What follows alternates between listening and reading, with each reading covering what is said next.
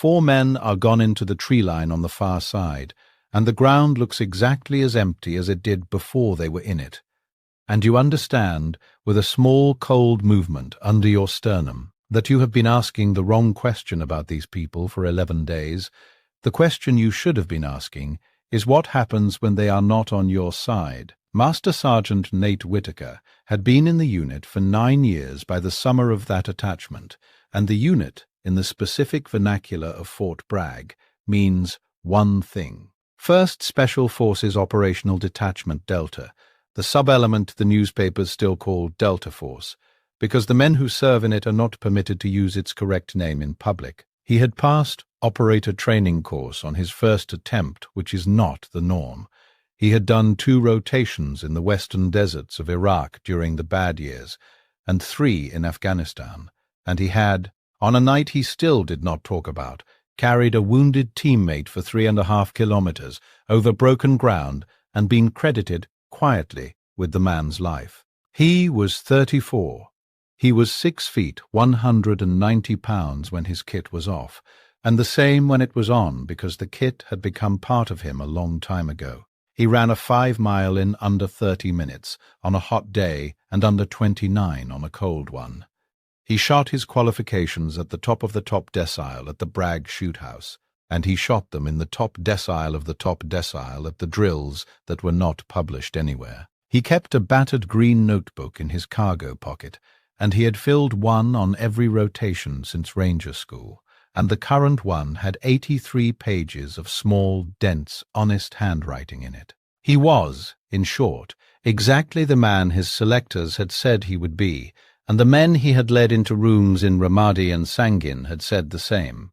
He had earned every inch of the confidence he carried, and he carried it the way a good operator carries confidence, which is quietly and without needing anyone else to notice. He believed one specific thing, and it is worth stating clearly because the whole story turns on it. He believed that after 9 years, and after working alongside SEAL Team 6 on 2 shared jobs, and after cross-training with the French Marine Commandos, and once with a Polish Grom element that had genuinely impressed him, he had a complete map of what Tier 1 looked like. He believed that the men at the top of the trade were a small known population, that he had met most of them, and that the differences between the best of them were smaller than the newspapers made out. He believed that whatever the Special Air Service was, in 2013 or 2014, it was a version of what he already was, doing the same job with different accents and different kit. He was not being arrogant when he thought this. He was being what a good analyst is trained to be, which is empirical. He had a data set. He had built a model on it. The model, in his professional judgment, worked. The trip to Hereford, when Colonel Kessler's office added his name to the list, felt to him like a professional. That was what he believed, in the last week of May, sitting in a plastic chair at Brize Norton, with his Bergen between his feet, waiting for the coach that would take him west. The coach came in from Brize Norton, across the Cotswolds, and down into Herefordshire in a long English afternoon that surprised him with its softness. He had expected something greyer. Credenhill sat outside the city of Hereford, in the west of England, on a rise of ground with a Roman hill fort behind it, and the base itself, Stirling Lines, the home of 22 Special Air Service, looked from the coach window like any other British Army establishment. Brick, wire, a guard room, boards with unit crests, grass mown to within an inch of its life. The man who eventually collected him was Major Aled Tresco-Thick, officer commanding B Squadron, a compact Welshman in his late 30s, with the kind of quiet manners you find in men who have long since stopped needing to prove they are intelligent. Tresco-Thick read Welsh-language poetry in the mess, and pretended he did not. He shook Whitaker's hand, apologized without effusion for the wait, and drove him across the base in a Land Rover Defender that smelt of diesel and old Cordura. On the way, he explained the attachment in 3 sentences. Whitaker would live in the mess. He would train with a fighting troop of B Squadron for 11 weeks.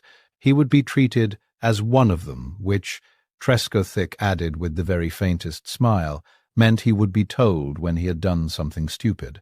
and would not be told when he had done something well. That's the deal at home too, Whitaker said.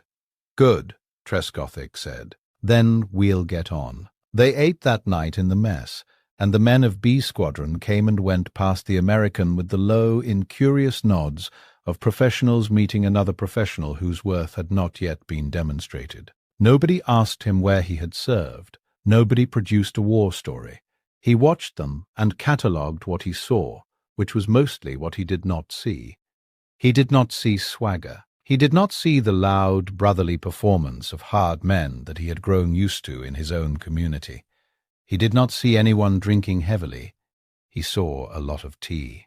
Later, back in his room, he wrote 3 lines in the green notebook. Quiet, watchful, reads younger than it is. And then, because he was tired and honest with himself only in private, he added a 4th. I've worked with everyone the West puts a badge on. How different can a bunch of blokes on a Welsh hill really be? He would remember that sentence, later with a specific and small physical discomfort. He would remember it in the way a man remembers a thing he said to a woman before he understood who she was. Because here is the thesis of the 11 weeks that followed, and it is worth saying now so the shape of the story is clear. Certain small military units in the world achieve a lethality that is not about hardware, and not about the size of the budget, and not about the reputation printed on the shoulder patch. It is about the compression of decision and action into one thing, until the gap between seeing and doing disappears entirely, and what is left is a kind of quiet inevitability that other very good men, watching it, cannot immediately name. Whitaker did not know that yet. Whitaker thought he was going to run some drills and drink some warm beer. They gave him to mobility troop, which meant he was given, in practice, to Staff Sergeant Elliot Vane. Vane was 31 and looked, at first glance, entirely unremarkable.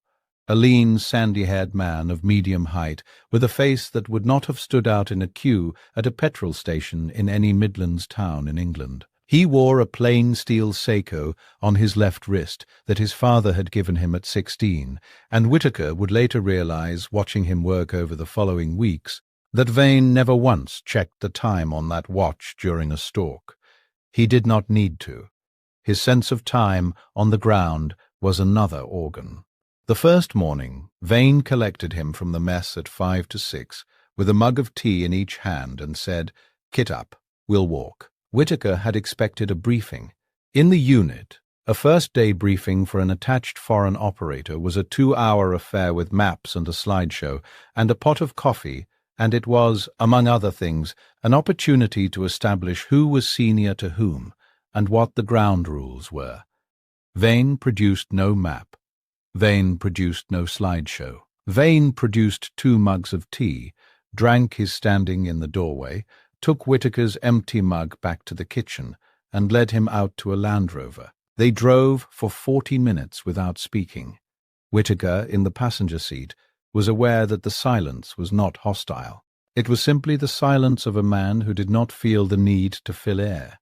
In his own community he would have called it rude. Here, in the passenger seat of a Defender heading west out of Hereford, he began to understand uncomfortably that it was something else. It was an economy. Vane was not withholding words. Vane was not spending them.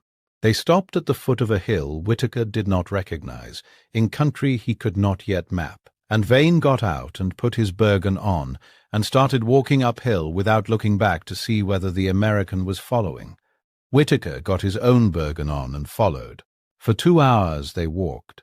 Vane set a pace that was not fast and not slow, and had the particular quality of being exactly the pace that could be sustained indefinitely on that gradient with that load. Whitaker, who ran a sub-30-minute 5-mile, found himself after 90 minutes working harder than he had expected to.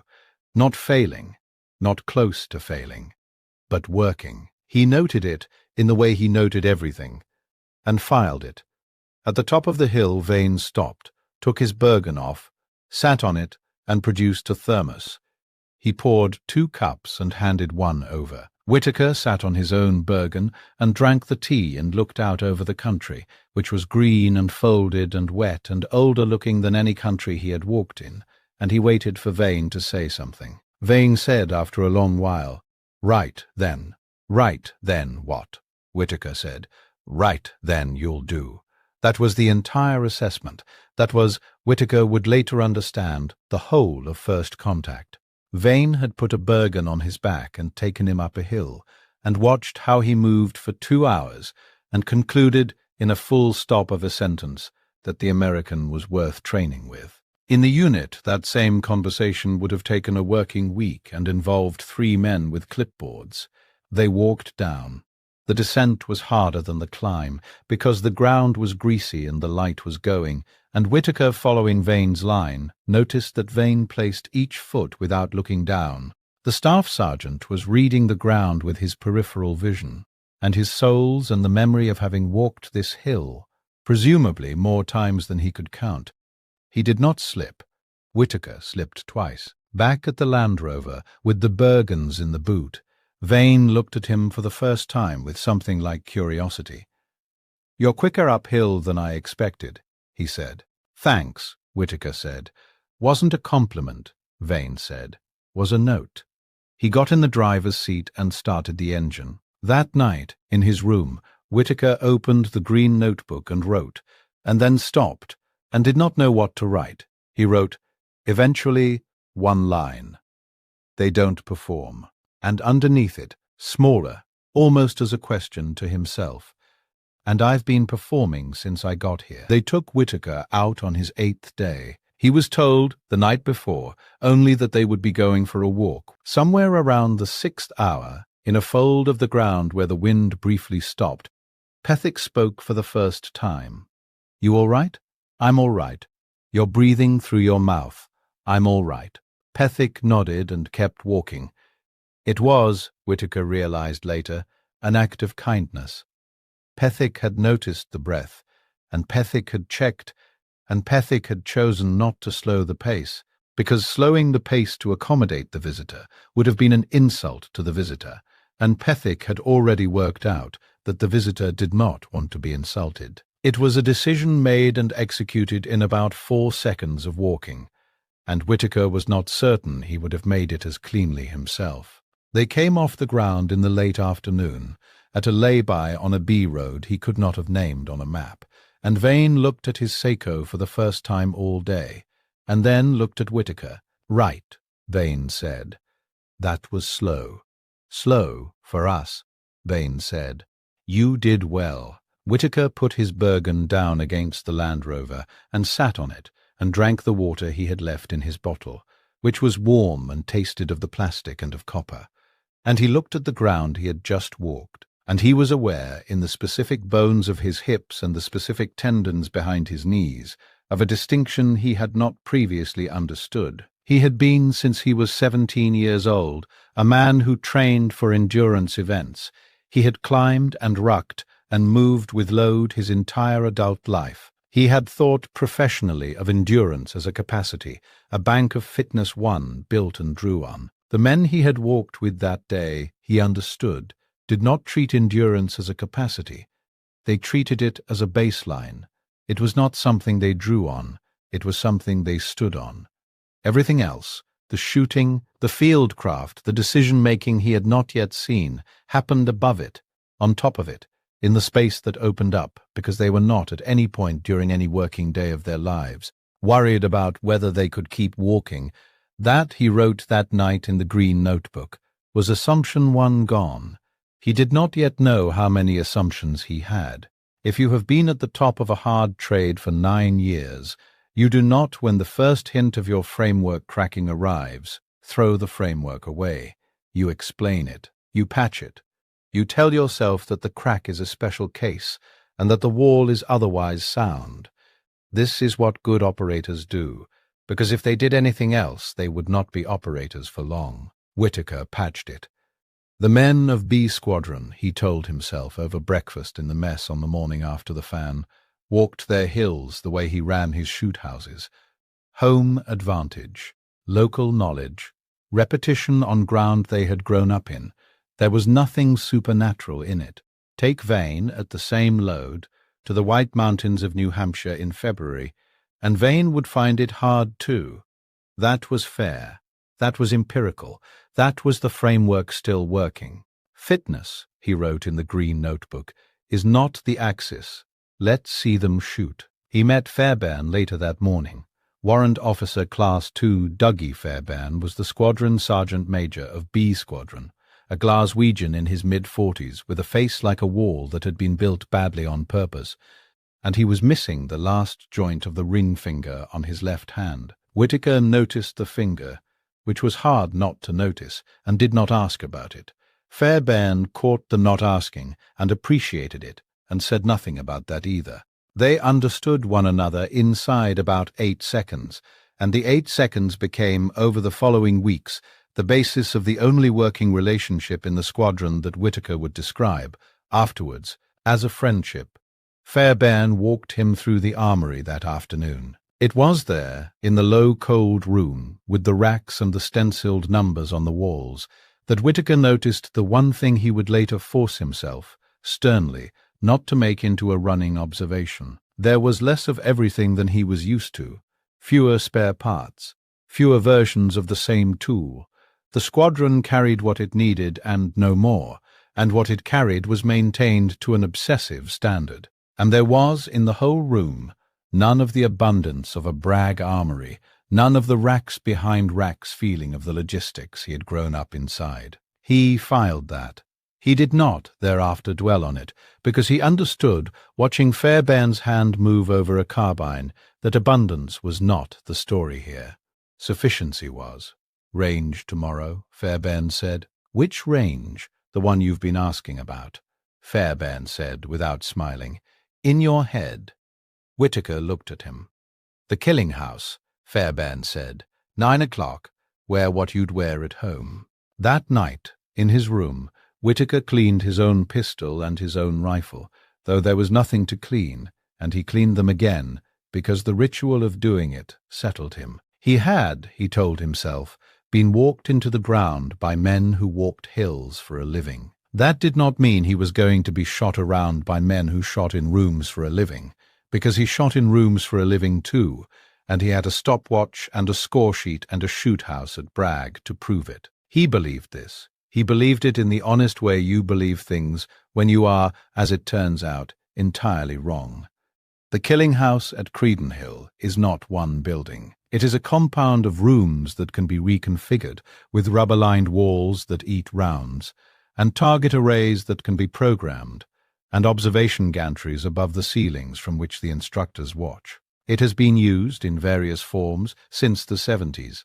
The men of 22 Special Air Service train in it in a way and at a volume that no other Special Forces unit in the West quite replicates, because it is theirs, because it is on their base, because they walk to it and back, because they have, since Prince's Gate, run every version of every room problem it can be made to present, thousands and thousands of times. Until the movements are not decisions anymore, they are what the body does when the door opens. Whitaker did not know most of that on the morning he walked in. He knew what he could see, which was a rubber-smelling corridor with a whiteboard on the wall and a coffee urn on a folding table, and 8 men in plate carriers checking each other's kit without speaking. He drew a rifle. It was an L119A2, the Colt Canada Diemaco carbine the regiment had adopted, and it felt in his hands like a slightly different version of the weapon he had carried in Iraq, which is what it was. He put a red dot on it. He mounted a suppressor. He drew a Glock 17 from the sidearm rack and holstered it. He did all of this in the exact order and to the exact standard he would have done it at Bragg. And he was aware, as he did it, of Vane watching him from across the corridor with the same uninterested expression he had watched the men crossing the valley with. They ran him through a familiarization shoot first. Static targets, paper, 25 meters. He put 10 rounds through the same hole. Fairbairn at his shoulder looked at the target and said, "Aye, that's a rifle." Then they took him into the house. The first run is a 2-man entry, him and Vane. A single room, 1 hostile, 1 non-combatant. He has done it every month since. He nods when the instructor talks him through it, and he stacks on the door, and he thinks, briefly and with something that is not quite pity, about how routine this is. The door goes. He is through it in the way he has always been through it. Hard on the left, weapon up, eyes reading the room from left to right in the pattern he has drilled since he was a ranger. Corners, then center, then depth. His weapon finds the hostile in the far right corner. He shoots twice, 2 rounds. Center of mass. The target rocks. He is scanning past it to the non-combatant. Weapon down, calling clear. Standard, clean. He has done this exactly this way 10,000 times. Vane is already at the non-combatant. Vane went right, where Whitaker went left. Vane's weapon addressed the hostile in the far right corner at the same moment Whitaker's did, from a different angle, and then Vane was moving, and by the time Whitaker had finished his scan, Vane had crossed the room diagonally and was between the non-combatant and any possible second threat. Weapon low, one hand up, saying, in the same conversational tone he used in the Land Rover, "You're all right, love. Stay where you are." The whole thing took, on the clock in the gantry, 1.5 seconds. Whitaker's version had taken 2 1/10, 6/10 of a second. In a room, that is the difference between the second hostile in the doorway to the left that neither of them had been briefed on, killing the non-combatant, and Vane's weapon being between the non-combatant and that doorway before the second hostile's silhouette had cleared the frame. They reset the room. They ran it again with the second hostile. Vane's weapon addressed the second hostile as it came through the door in the same 1.5 seconds, in a movement that was not a reaction, because reactions are what you do after you have seen the thing, and Vane had not seen the thing. Vane had solved for the thing in the geometry of his entry, because Vane had understood, before either of them stepped through the door, that the position of the non-combatant meant a second hostile, if there was one, had to come from that specific frame. Whitaker watched the second run from the gantry, on the instructor's monitor, and he watched his own body enter the room 3 times, and he watched Vane's body enter the room 3 times. Then with Vane again. In every room he was competent. In every room one of the men beside him was somewhere he had not thought to be, doing something he had not thought to do half a beat before he did his own thing. At the end of it, in the corridor, plate carriers off, sweat cooling under the fabric, Vane handed him a bottle of water and said, "You shoot well." "I shoot, all right." "No," Vane said, "you shoot well. That's the compliment. The other thing's the note." "What's the other thing?" Vane thought about it, in the slow way he thought about words when he was going to use them. "You're solving the room," Vane said, "when you get in it. We solve it before we go in. Same problem, different when." Whitaker did not write in the green notebook that night. He sat on the edge of his bed with the notebook open and the pen in his hand for 25 minutes, and he did not write anything. Assumption, too, was gone. He was beginning to be afraid, in a professional way he had not felt in a long time,